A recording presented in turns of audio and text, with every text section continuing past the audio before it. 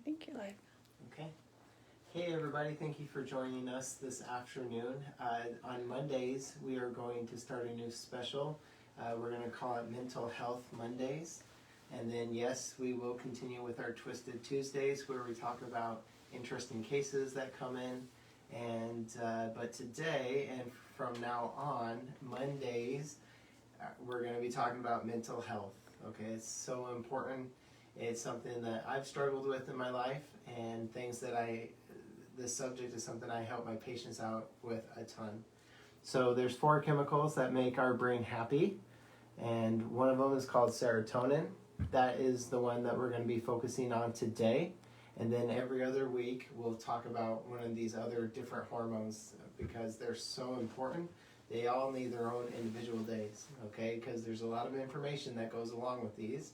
And this is something that I've really worked on my entire life, trying to figure out what it was that was causing my anxiety and depression. And now that I've learned a lot of really great stuff, I can now share it with you guys as well, okay?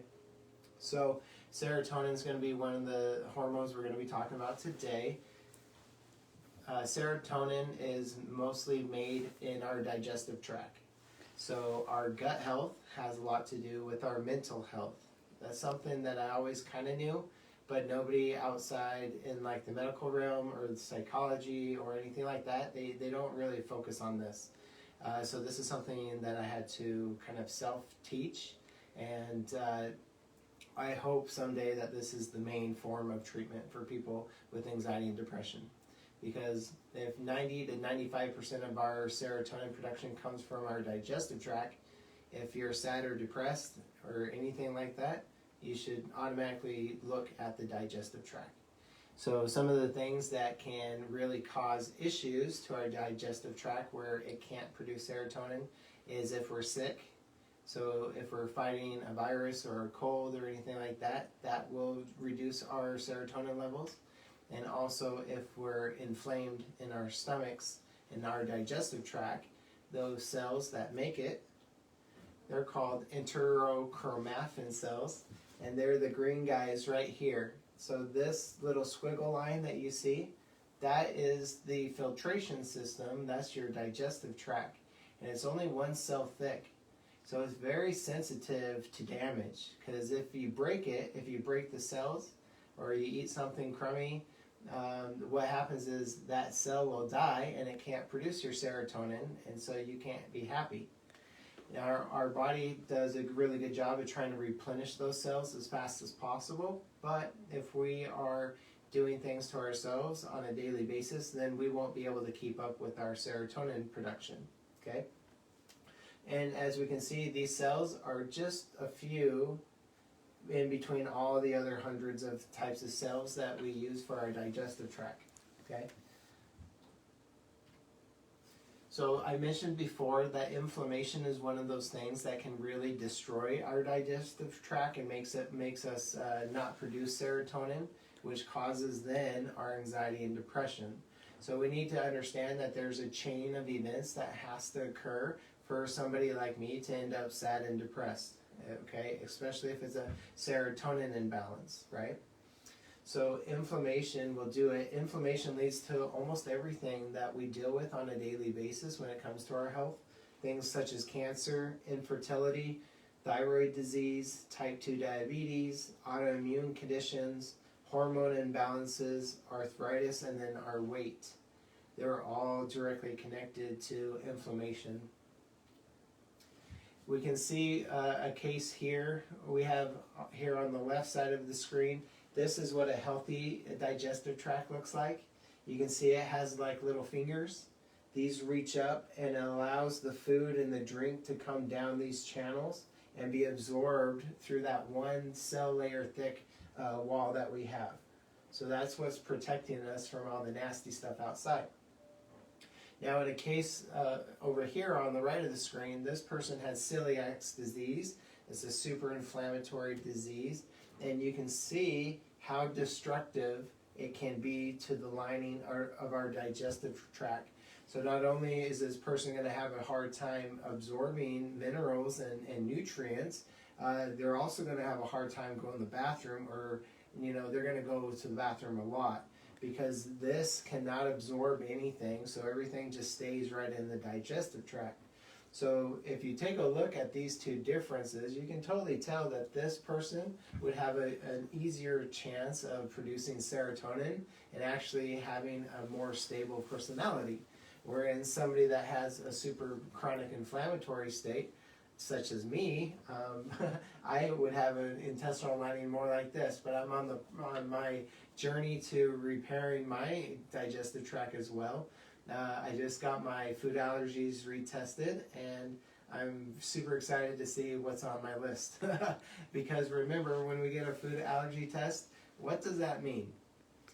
What that means is your immune system literally attacked that food, that they took your blood and they dropped it on top of all those little particles. They watch it and they see if your immune system would create this super inflammatory state. So why am I happy that I got my food allergies tested, and it's going to be a new list of foods that I cannot eat? Because it makes me produce serotonin. So I avoid the inflammation and the destruction, and it keeps me living a more healthy life where my body's capable of balancing my thoughts and my emotions. Instead of relying on drugs to do that, well, why not just allow your body to heal and do it on its own? It's a lot cheaper. It's way more effective. Okay? Things I've learned over 15 years. So what are some of the common signs that we're low on serotonin? Here we go. Autism is one. Anxiety disorders. Eating disorders such as anorexia. Fibromyalgia, this is a huge one. Okay, a lot of ladies, you guys have been diagnosed with fibromyalgia, and yes, men can too, but mostly women. So if you're somebody that struggles from fibromyalgia, maybe it's because your serotonin levels are low too.